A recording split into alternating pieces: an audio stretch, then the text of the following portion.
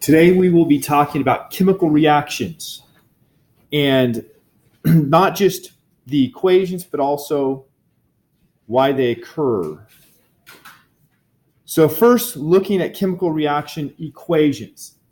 I wrote some chemical equations when I was going over our lab yesterday talking about acids and bases. But here is where we have the idea of writing a balanced chemical reaction. So chemical reaction is shown here first in pictorial form. You have two molecules of hydrogen. Each of these white things is a hydrogen. And one molecule of oxygen. Each of these green ones is an oxygen, or green ones. That's red that I put a green O on. So the atoms is a total of 4 hydrogen atoms and 2 oxygen atoms. They come together and something magical occurs, and the original molecules of hydrogen and oxygen break apart and reform into 2 water molecules. Now, one of the really important things about this reaction, or any chemical reaction, is a conservation of atoms. Remember, in science, conservation, I have to say science instead of physics here because we're into chemistry. Conservation means there's no change. So we have a conservation of atoms. There's no change in atoms. The molecules change, but not the atoms. So on the left side, we had 4 hydrogen atoms plus 2 oxygen atoms gives us 4 hydrogen atoms plus 2 oxygen atoms. So this equation I just wrote is looking at the atoms. But when we write the equation, we don't look at the atoms, we look at the molecules, because nobody cares how many oxygen atoms we have in our product. They care what molecules we have. As we saw, and I think it was Wednesday, the question about the fish breathing oxygen and water. All of the oxygen available in the water molecules is not available for the fish to breathe. It needs oxygen molecules to be able to breathe. So we don't just count how many oxygen atoms there are. We want to look at how many oxygen molecules there are if we're going to talk about a fish being able to breathe. Same thing here. So we write our equation this way here with the molecules. But to balance it, we need to make sure that the atoms are balanced. So the atom equation there is necessary to make sure that we have an equation that didn't lose or gain anything. So something that you could get, that you will get on a homework problem, is something that says, you have H2 plus O, not Q, plus O2 yields H2O, and it says balance it.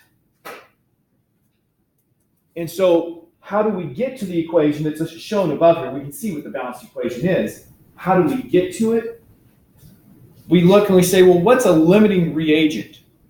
On the left-hand side, we're going to have a multiple of 2 for the number of oxygen atoms.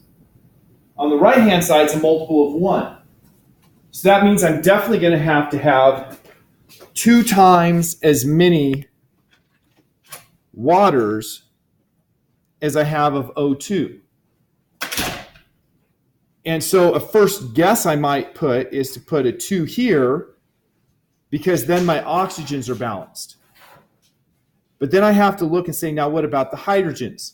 How many hydrogens do I have on the right side? I have 4 now if I have 2 water molecules. And so then I need to put a 2 here to make it balanced. Now that's a rather easy one to balance. Sometimes there's more than one atom that we have to be careful about when we're doing this. So let's go on. This says law of mass conservation. I'm crossing out mass and putting atom for a simple reason. mass is not conserved. It turns out that if I take an oxygen and, if we get into nuclear physics, the masses can change.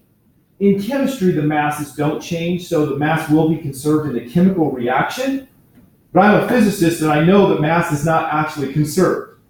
But if we talk about atoms being conserved, then we're going to be correct. So the reason the textbook says mass is because it's saying, okay, we're not in physics, it's an approximation. But since there's no loss in clarity, no more difficulty, why not just say law of atom conservation? No atoms are gained or lost during the reaction is, of course, a statement of atom conservation, not of mass conservation. The number of times atom appears before the arrow must equal the number after. So let's look at this, our first of the clicker questions. Wow, it actually did the right thing. Is the following chemical equation balanced? Is this reaction balanced? I have different words because I had a problem. Oh, and mine has 4 options instead of 2. I have a bigger problem than I thought I did. It's okay. Is it balanced?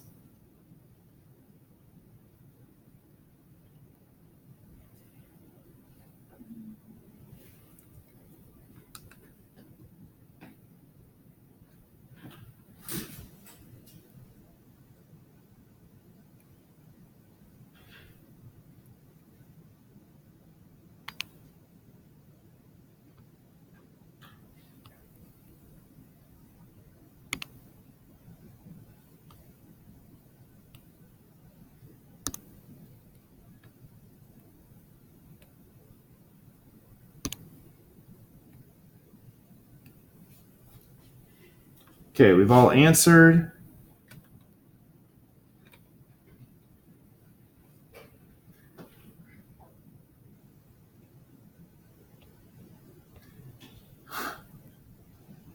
I think it was 5 and 2. I think that's what you answered. Of course, it worked fine to start, but it didn't work fine to stop. Because that's the way life works. So let's check. It might have been something else. Let's just go through and check. How do we check to see if it's balanced? We count the colors. We have to make sure we have the same number of each type of atom. So I use color coding here. The green atoms. How many green atoms do I have in the first box? How many do I have in the second box? Okay, so that atom is balanced. Orange. How many orange do I have in the first box? How many orange do I have in the second box? Well, that's a problem.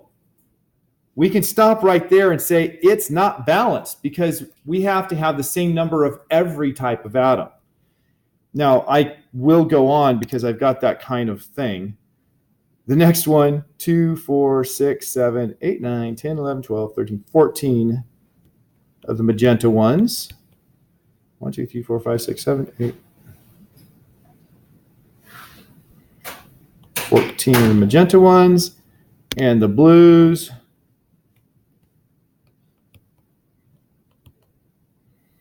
The blues were also off. There were 2 on the left side, 4 on the right side. If we add them all up, we have 20 atoms on each side. But it's not the total number of atoms that was important. It's that we have the same number of each type of atom. So even though the total is 20, it's got the right number of atoms, they're not the right atoms. And so we had 2 that were off, telling us the answer had to be no. Now, somehow I think the majority actually answered no. I know at one point it was 0 yeses and 3 nos, and I can't imagine that it went to 5-2, but that's what my memory was. So that's why I just went through it. Okay, another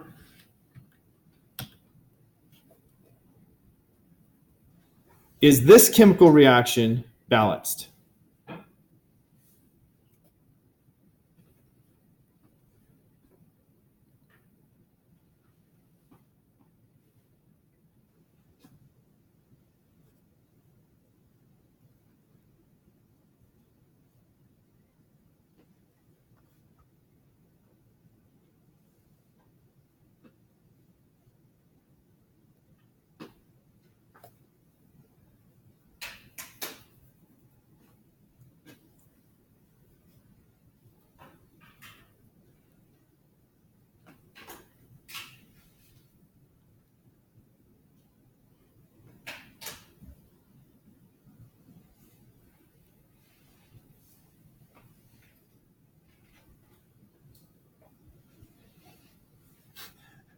I see Sam trying to push in something.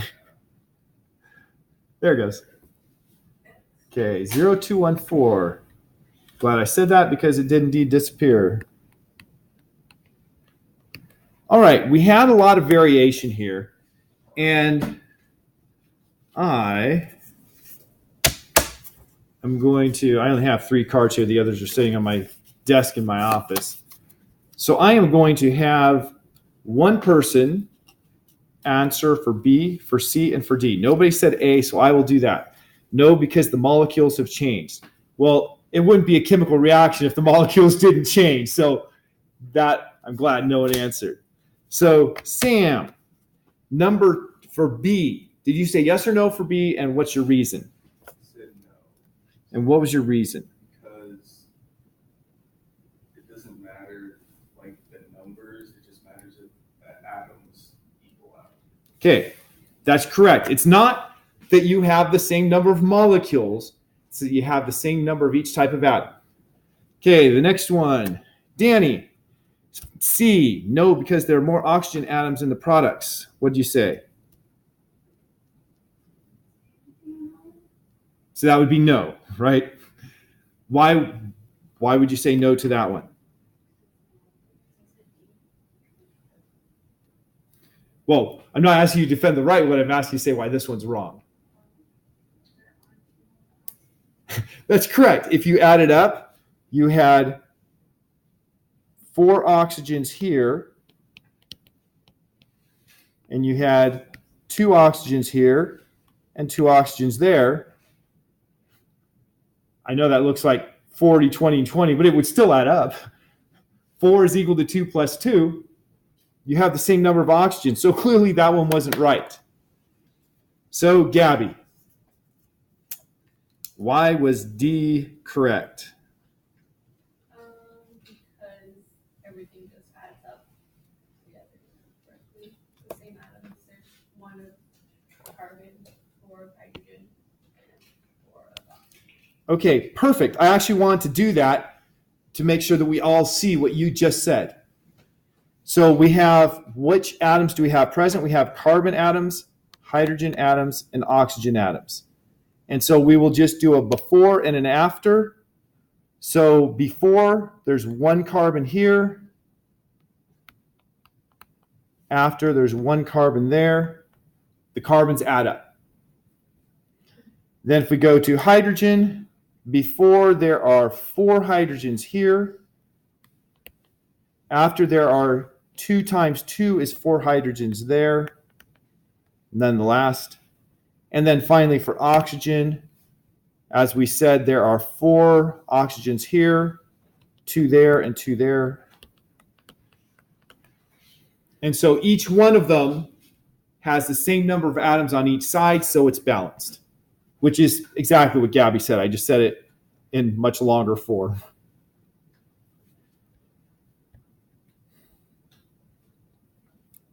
So the periodic table allows us to convert between mass and the number of atoms.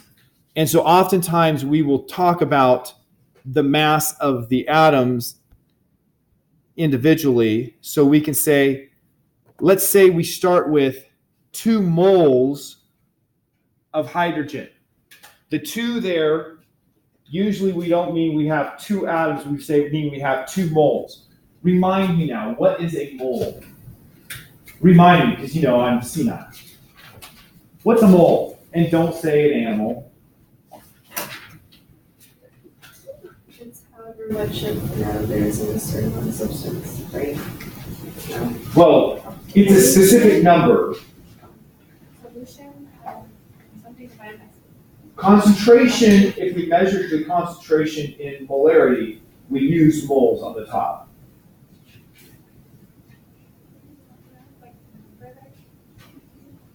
Okay, one definition for a mole is the number I gave, which is 6.0. You don't have to have the number memorized, so don't worry about that.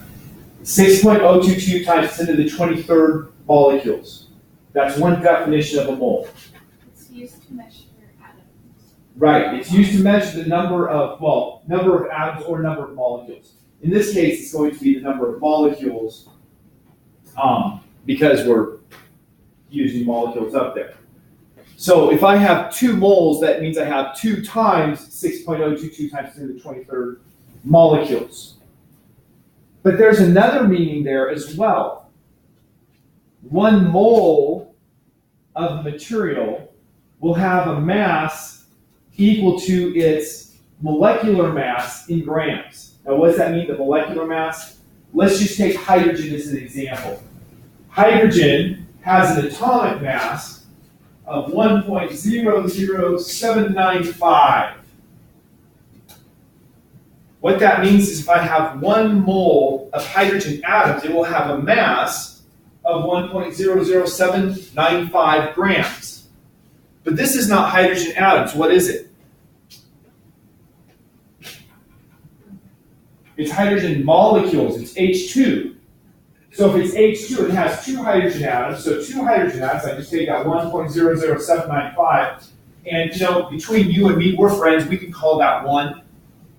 So if I have 2 hydrogen atoms, that's going to be 2.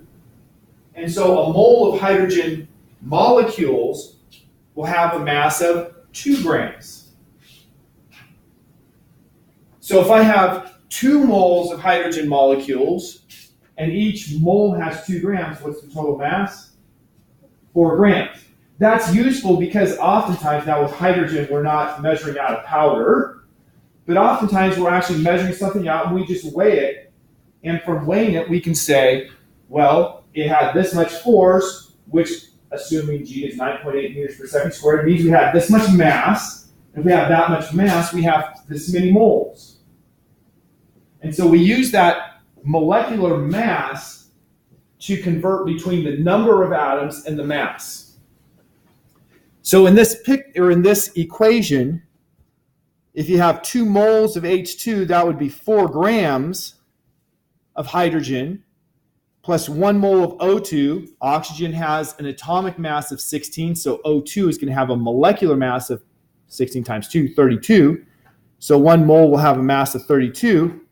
That should equal the mass of my product. The mass I started with should equal the mass I came out with. That's why the textbook used the word conservation of mass. Because if we're doing chemistry and not atomic physics, then we can pretend that mass is always conserved. Mass should be conserved in chemical reactions is a true statement. And so we should have 36 grams of our product water, because H2O has a mass of 18. That is 16 for the oxygen plus 1 for each of the hydrogens. 16 plus 1 plus 1, 18. 2 moles of it, double it to 36. Does everybody understand what is going on here? In a chemistry lab, you might have a problem that says, actually in your homework, you will have a problem that says you have this many grams of this material and this many grams of this material. How many grams will you get of this product? And you might have like 2 different products. You're only asking for the mass of one of them. So it's not going to be the total mass for the product because you had 2 products. And what you need to do is go through and figure out, now which one of these is going to limit my reaction? I could, for instance, have 32 grams of oxygen and 32 grams of hydrogen. If I have 32 grams of oxygen, 32 grams of hydrogen, what's that going to do to the amount of water that's produced?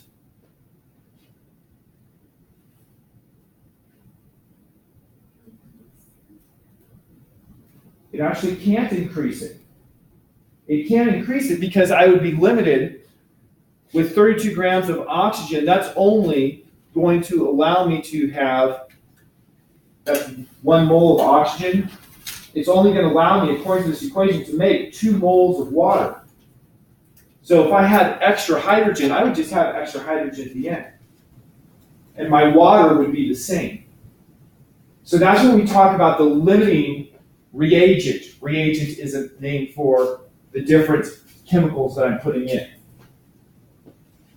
So you'll have to look at that and say, which is the limiting reagent?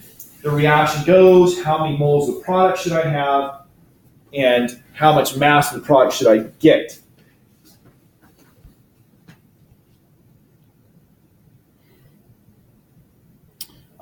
Well, let's just do a quick example of that just to make it clear. Let's say I have, this is my equation to make life easy, but instead of having 4 grams, 32 grams, and 36 grams, we'll say I have 10 grams of H2 plus 20 grams of O2, and what is that going to yield? It's not going to yield, well, it's going to have a total mass of 30, but it's not going to be 30 grams of water. What I need to do is determine how many moles do I have of each one of these. So if I have 10 grams of hydrogen, and hydrogen has a molecular mass of 2 grams per mole, then how many moles do I have of hydrogen? 5, that's right. So I have 5 moles of hydrogen, and then I have 20 grams of oxygen. Oxygen has a molecular mass of 32 grams per mole. That's an M. So how many moles of oxygen do I have here?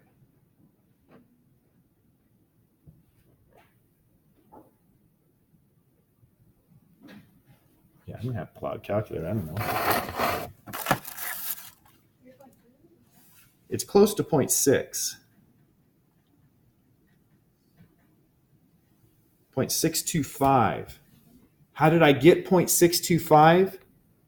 I have 20 grams divided by 32 grams per mole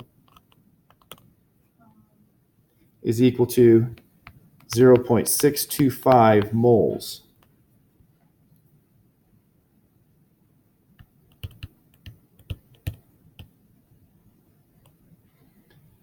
So now if I look at my equation, which one is my limiting reagent? Which one is going to limit my reaction? Remember, I have to have 2 moles of hydrogen for every mole of oxygen. So if they were equal numbers, the hydrogen would be the limiting one.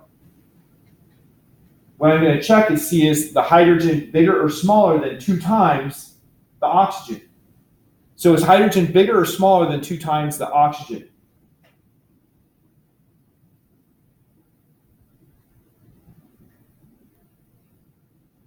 What is 2 times the oxygen number of moles?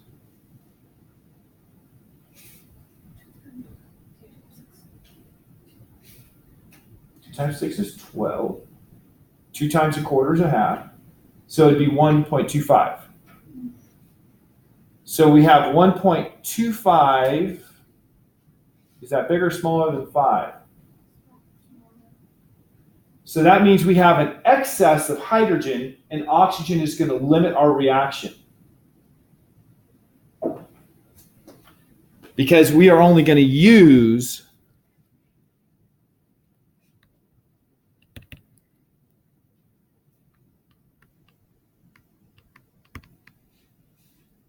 we're going to use 1.25 moles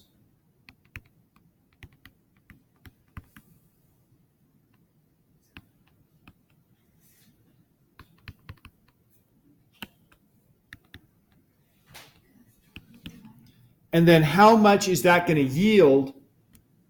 Look back here.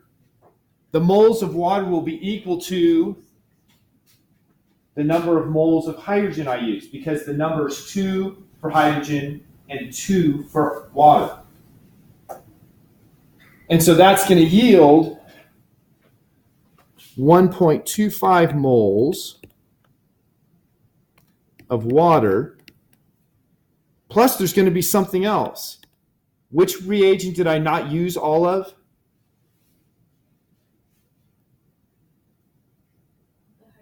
Hydrogen. So I used only 1.25 moles. I have remaining 3.75 moles.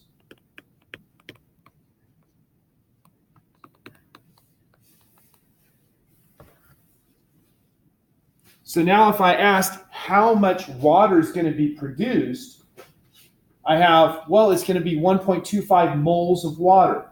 What's the mass of 1.25 moles of water?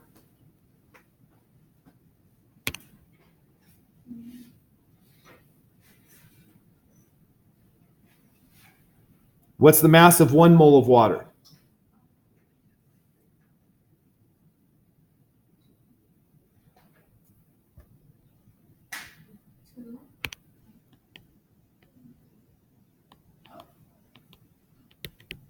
It's 18 grams per mole because hydrogen is 1.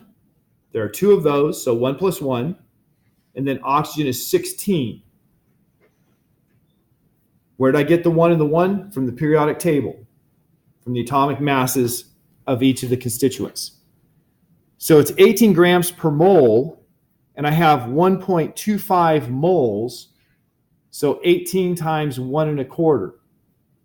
Well, 1/4 of 18 would be 4 1/2. So it's going to be 18 plus 4 1/2, 22 1/2.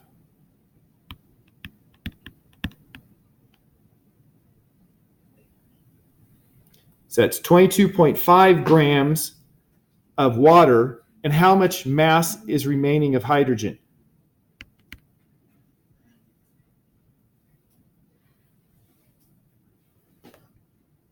Question. Sorry, where did you get the 22.5? Assuming I did the math in my head correctly, I had 1.25 moles of water, and a water molecule is 18 grams per mole. So I took 18 grams per mole times 1.25 moles. And I did it in my head, so let's...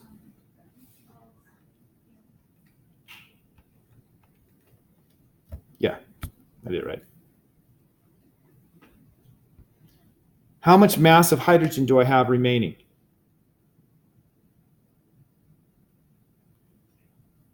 There are 2 ways of calculating it. Which way would you choose? Subtract it from 36. Yeah, well, not from the 36. I started with 30 grams. Oh. Since I started with 30 and I have 22.5 grams of water, the remaining 7.5 grams must be the remaining hydrogen.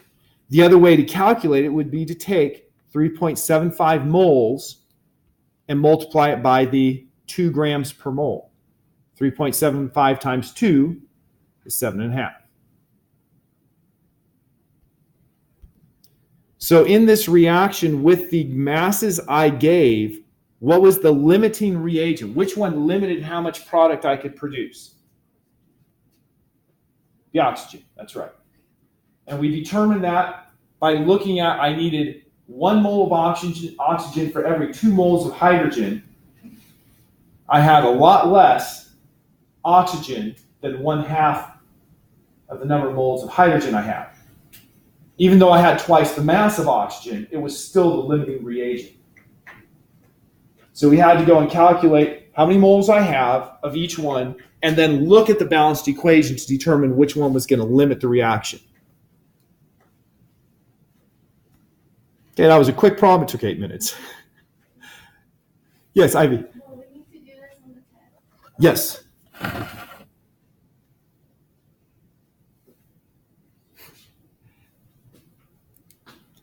Reaction rates.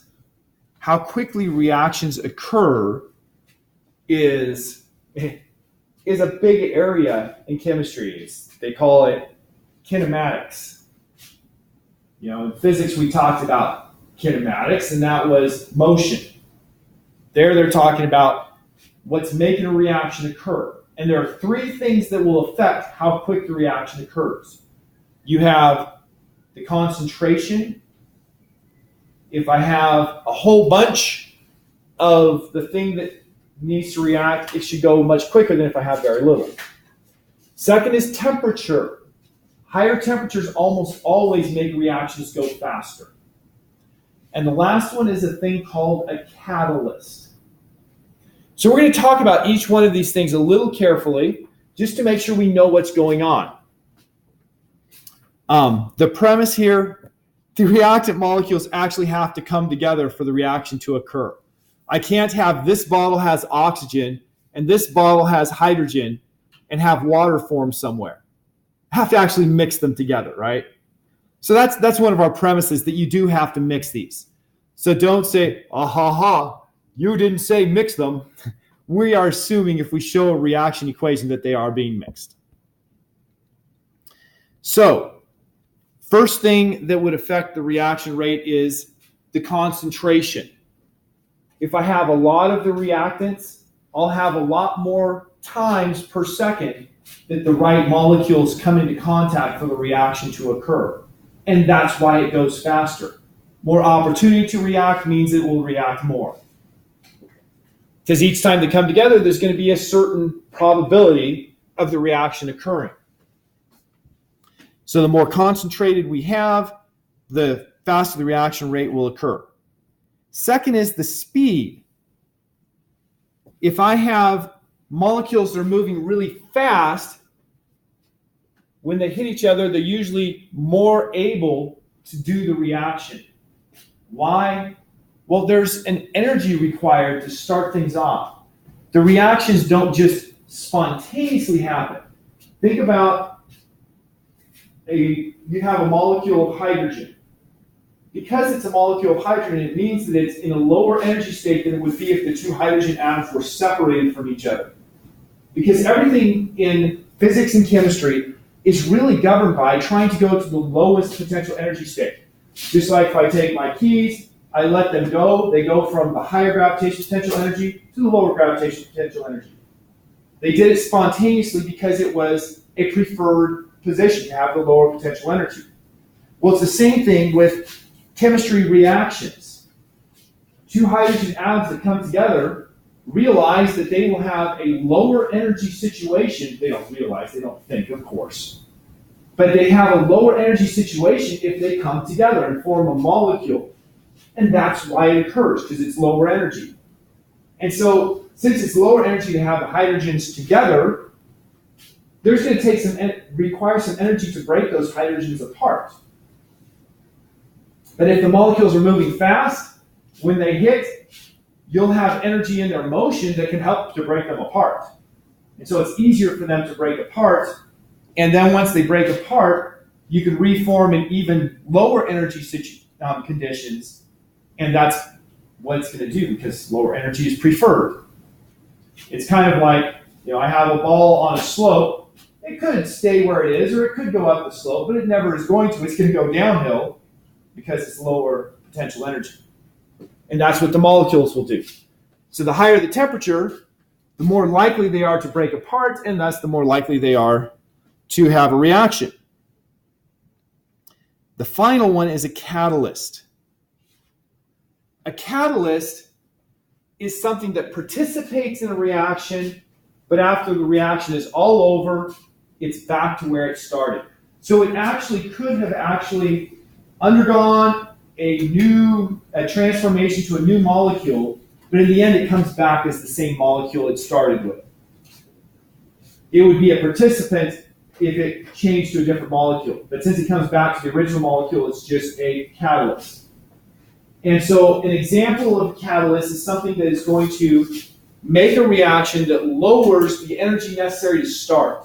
For every chemical reaction, we have what's called an activation energy. Activation energy is shown in this little graph.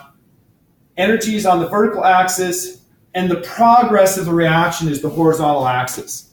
So over here on the left side of the graph, the reaction has not begun. This is the energy state of the two molecules, a nitrogen and an oxygen. Here, the reaction is starting, and their energy has to go up to break apart the nitrogen and the oxygen. And so that activation energy is the amount that you have to increase the energy to break apart the nitrogen and oxygen molecules for this example. And then they form back together in nitrogen monoxide. This reaction is not a reaction that's going to go very well. It's not going to go very well for one very simple reason. Remember I said that things try to go to the lowest available energy. What happened here? They ended up at a higher energy. Well, that's not what's going to likely occur. It's more likely that the nitrogen and oxygen, the nitrogen monoxide, will break down into nitrogen and oxygen. More likely to go the other way, so that it ends up in a lower state. But the activation energy is the energy required to make it start. And catalysts are things that are going to lower the energy required to make the reaction start. So here is something that is actually really important to us. Up in the atmosphere, we have ozone molecules. Ozone is that. It's oxygens forming a triangle.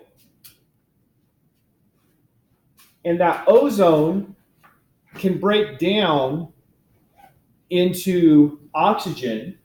2 ozones yields 3 oxygens.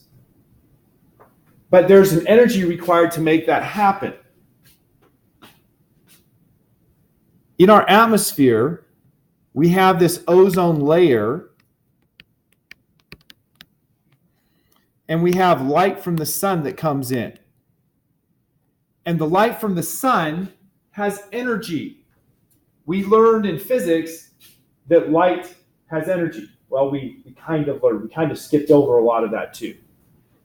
But there's energy, and the energy is proportional to the frequency. So higher frequency light has higher energy. It turns out that this energy, this activation energy here, requires ultraviolet light. So ultraviolet light from the sun will be absorbed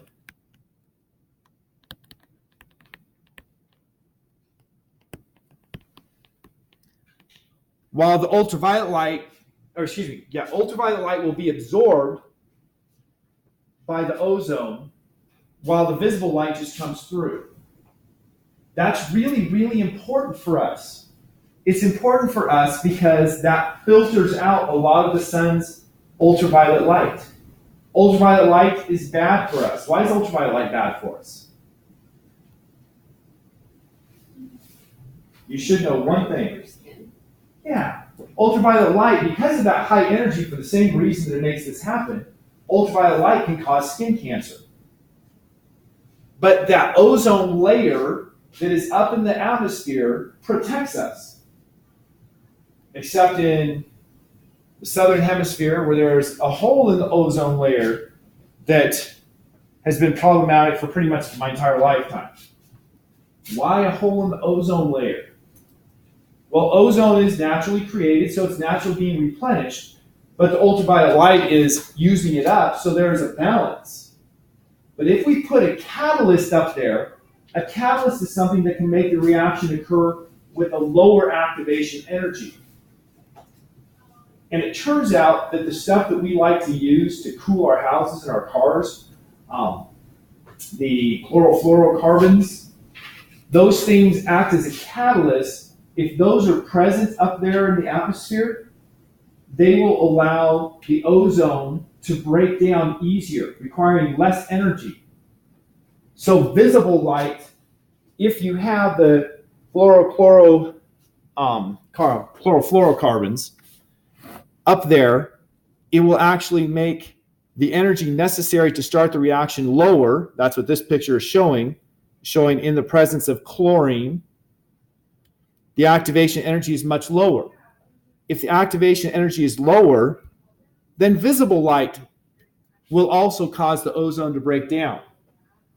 Well, there's a lot of visible light in the sun's spectrum, a whole lot more visible light than there is ultraviolet. So if you have chlorine up there in the ozone, you'll have the visible light with a lot of it breaking down the ozone and forming oxygen. And so the ozone levels get depleted until you reach the point where there's no ozone anymore. And when there's no ozone anymore, suddenly we don't have protection from the ultraviolet light from the sun. And so that's what the big deal is about the hole in the ozone layer. It's a completely separate thing from the greenhouse effect. It's about letting in ultraviolet radiation, and it has everything to do with a catalyst.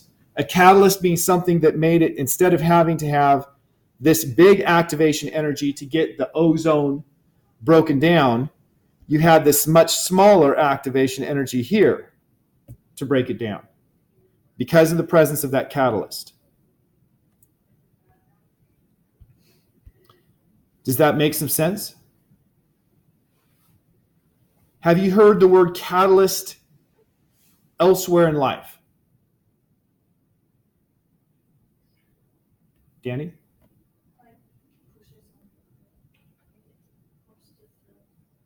We used it in gymnastics to explain that. The coach further to get the girls to body. Okay. So that was a helping, right? Okay. That's not something that's in my experience, but that makes sense. You guys are maybe too young for this to be controversial, but when the catalytic converter was first introduced to automobiles, everybody knew about catalytic converters. And what is a catalytic converter? Does anybody here know it all? No? Okay, the catalytic converter is something that goes in the exhaust system of your car. And what is it doing? It has catalysts in there that will contribute to breaking down of some of the more harmful things in the exhaust of a car so that you do less polluting with the car when you are using the car. And so the catalytic converter, that word catalytic is because it's using catalyzers to catalyze the breakdown of the exhaust chemicals. So the important thing here, a catalyst has the effect of lowering the activation energy, which allows the reaction to proceed at a quicker rate because it doesn't take as much energy to get it going. Okay, so now we have another question. Carefully examine the following reaction sequence of the catalytic formation of ozone. What I was talking about for, this is producing ozone. So you're starting with oxygen and nitrogen and ending with ozone. The question is, which chemical is behaving as a catalyst? So which chemical? We have O2, we have NO, NO2, O3, O. Those are all of the different molecules you see in that sequence of reactions. So your answer would have to be, I don't even have it open yet, but I'm sure nobody's ready to answer yet.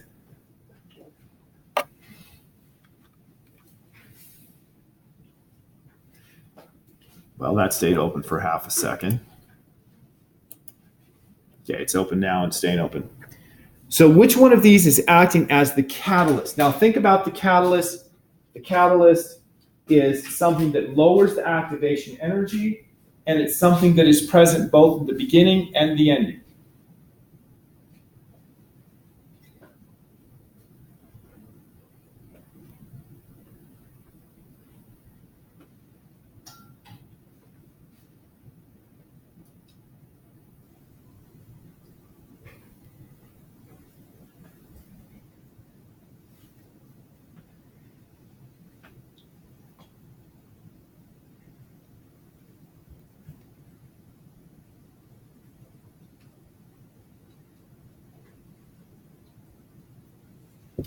I am same.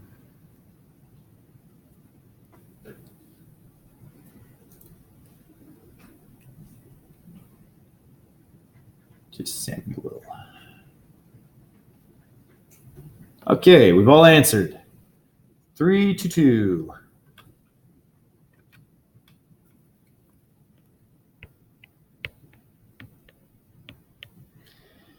Okay, we were not convinced on this. So let me rewrite this equation in one line.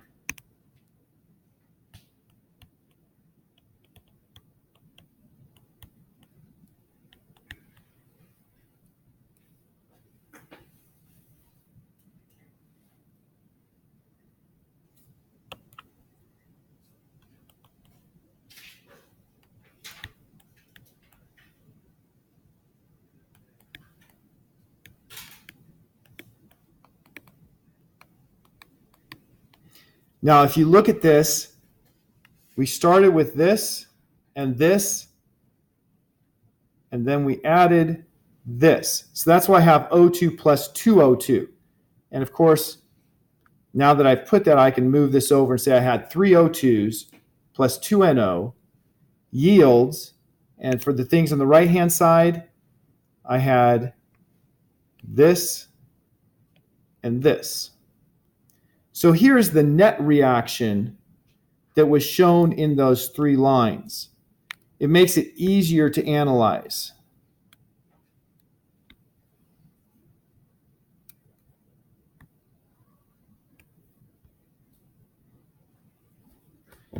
So now with it shown with a net reaction like that, let's try again.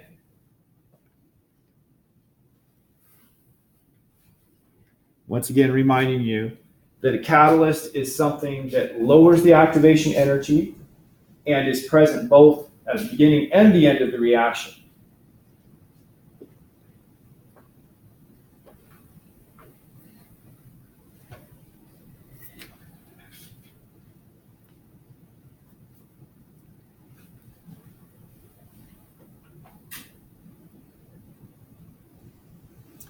Waiting Danny only.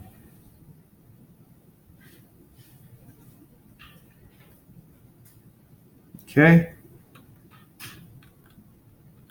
And this time we got 2, 3, 1, 1. So we had some changes. If you look at this, there's only one molecule that is present both on the left-hand side and the right-hand side. Which molecule is present on both the left-hand side and the right-hand side of this equation? 2NO. So that has to be the catalyst because the catalyst is present both before and after. Now notice that in the middle, it was gone. But it was returned. So there was a chemical reaction that involved it, and that it took less energy to make that chemical reaction go, and then for that new chemical to react with oxygen, with O2 to make the whole thing occur. And that's why when we saw this graph, it had the 2 bumps here. The 2 bumps because you had to first catalyze one reaction and then have the second reaction. So you know what a scientist or a chemist does when they write this reaction? They shorten it even more. This here that I marked all up, that is the full reaction. And a chemist will summarize this to say 3O2 in the presence of a surplus of NO produces 2O3. That's the way a chemist would write the reaction. That NO is the catalyst that is going to help the chemical reaction go. 2 more vocabulary words, exothermic and endothermic. What does thermic mean? Temperature, yeah. It has to do with energy, and temperature is a measurement of energy. So exo means out. An exothermic reaction produces energy. If we look at these reactions, I can tell you right now it's an exothermic reaction because you ended up at a lower energy state, which means it released the excess energy. So this is exothermic.